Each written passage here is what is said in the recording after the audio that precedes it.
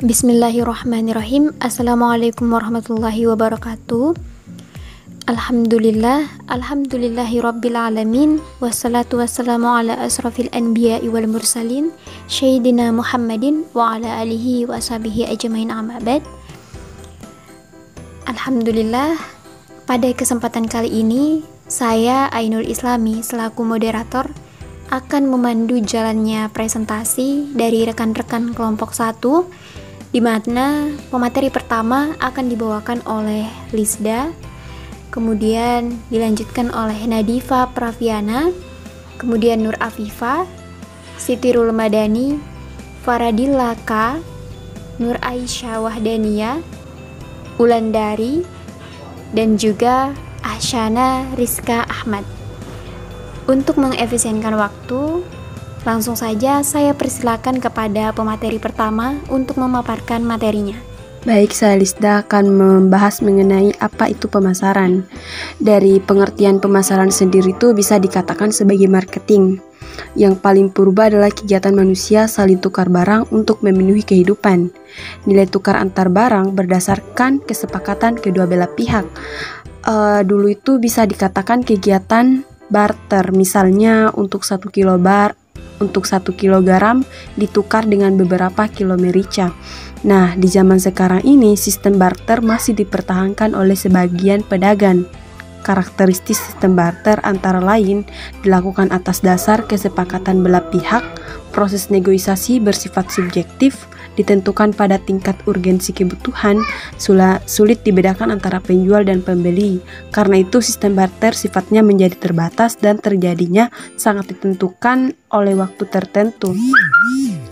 Nah, jadi proses komunikasi pemasaran adalah sebuah cara untuk menyampaikan pesan mengenai sebuah produk yang dipasarkan kepada orang-orang yang telah dijadikan sebagai target pemasaran. Sekian dari saya kembalikan kepada moderator. Baik, terima kasih kepada pemateri pertama. Untuk pemateri selanjutnya, disilahkan. Baik, terima kasih atas kesempatan yang telah diberikan kepada saya. Di sini saya akan melanjutkan materi dari rekan saya sebelumnya. Saya akan membahas tentang pemasaran modern. Pemasaran modern berkembang tidak melulu jual beli secara tunai, sebab telah muncul alat pembayaran yang lain seperti saham, surat berharga, dan lain-lain. American Marketing Association mendefinisikan pemasaran sebagai suatu proses mulai dari perencanaan sampai dengan eksekusi. Terdapat tahapan-tahapan dalam proses tersebut, yakni merumuskan konsep pemasaran, konsep penetapan harga, strategi promosi, dan juga distribusi. Semua kegiatan tersebut untuk mencapai transaksi yang memuaskan para individu maupun lembaganya. Sekian materi dari saya serahkan ke pemateri selanjutnya. Kepada pemateri selanjutnya, dipersilakan.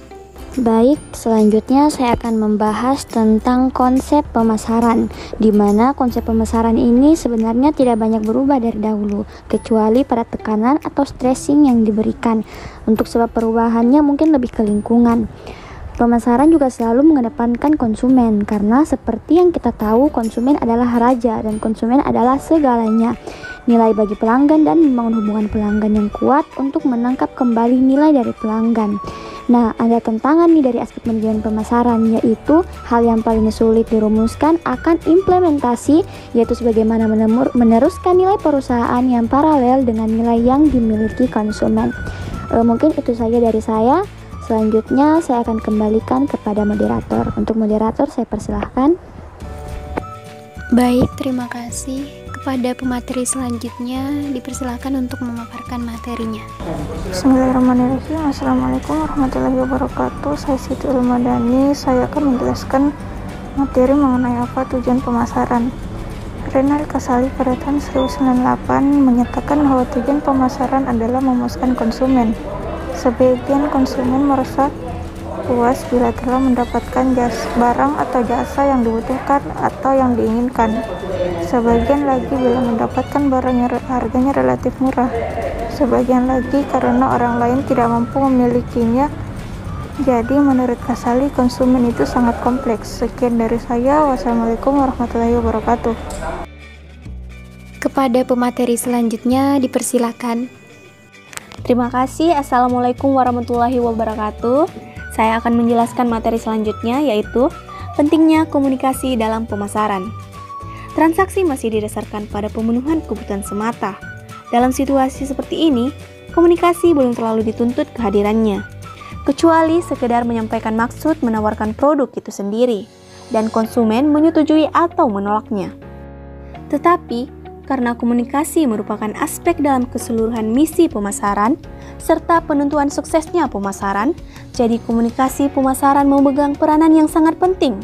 Karena, tanpa komunikasi, konsumen maupun masyarakat secara keseluruhan tidak akan mengetahui keberadaan produk di pasar.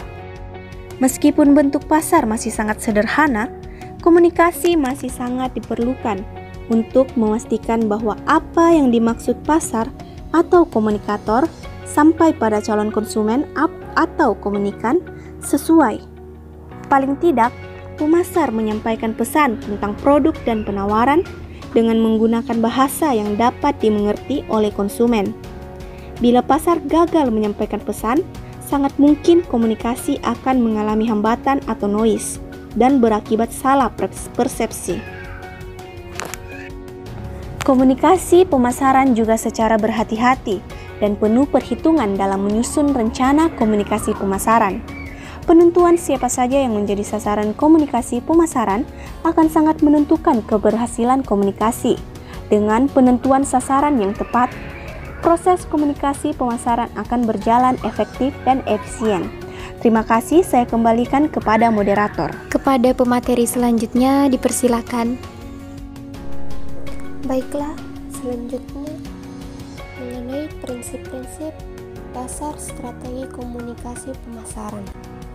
Dasar strategi komunikasi pemasaran terbagi atas 14 strategi. Yang pertama, pemasaran adalah tentang probabilitas, bukan suatu prediksi. Perilaku manusia adalah sesuatu yang bersifat presentasi, bukan sesuatu yang absolut. Bila seseorang melakukan sesuatu, maka selamanya akan sama. Tidak demikian, sebab manusia memiliki kemauan yang bebas. Mereka memiliki perbedaan dalam bertindak sesuai dengan situasi, dan situasi akan mengubah prediksi tersebut. Strategi komunikasi pemasaran dalam situasi seperti ini adalah mengarahkan penjualan melalui pihak ketiga. Pesan tidak langsung pada sasaran, melainkan melalui 2 tahap atau multitahap. Prinsip kedua, ketika Anda bersama dengan pelanggan, segera pimpin mereka. Ketika ada pelanggan yang ingin membeli sepatu warna merah, tetapi Anda hanya menjual sepatu warna putih, itu disebabkan karena persediaan di toko Anda hanya terdapat sepatu putih. Anda tidak akan sukses dengan cara seperti ini. Berarti perusahaan Anda belum konsisten menawarkan produk kepada mereka. Dibutuhkan riset yang mendalam tentang pendapat pelanggan, bagaimana yang disukai dan tidak disukai dari produk Anda. Bila Anda cerdas, maka usahakan memproduksi sesuai dengan aspirasi pelanggan dan mengomunikasikannya lebih kuat lagi. Pimpin selera mereka dengan komunikasi. Prinsip ketiga, integrasikan dan selaraskan. Pelanggan menyukai hal-hal yang selaras antara satu elemen komunikasi pemasaran dengan yang lainnya. Integrasikan antara misi perusahaan, visi, nilai-nilai, budaya organisasi, strategi pesan, dan strategi kreatif. Pelanggan menyukai keselarasan atau konsistensi. Caranya dengan melancarkan baruan strategi komunikasi pemasaran. Prinsip keempat, semakin Anda berpikir dengan hati kepada orang lain, Anda akan lebih dapat memengaruhinya. Cobalah diri sendiri untuk berpikir dengan mengatur emosi.